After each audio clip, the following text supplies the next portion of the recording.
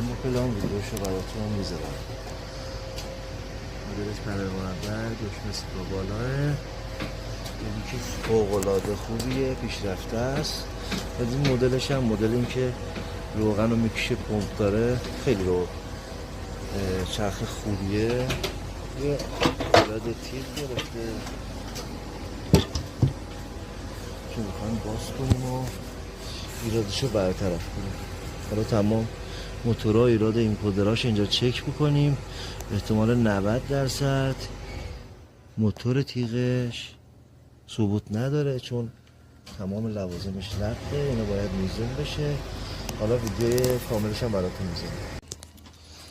بینندگان عزیز، اون الیکی که ایراد تیغ داشته اینو براتون اوکیش کردیم. خب حالا ما مدل های دیگر رو میزنیم. لطفا بزن. میریم سراغ P2 P3 دی چپ، دی تک، این P4 ادامه است. شما برو کارو نگیر، میذاری بذار خودش بزنه. خب یکی دیگه بزن. خب میریم بچه ها P5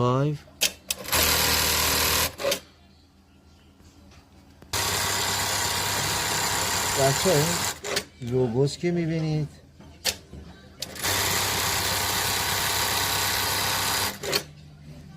این لوگو، این دوخته خیلی تمیزی داره. بعد ما روی P5 گوشتیم، P6ش برای تستر بزنیم ببینیم که برای چی هست. اینم یه جور لوگوه.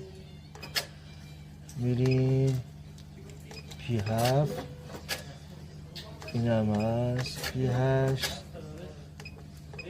P9. خب P10 برای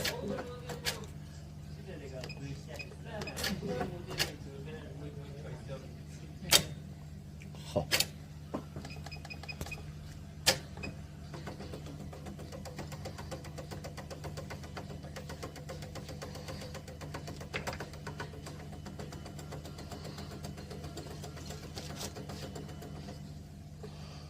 ببینید این خیلی دوخته قشنگیه.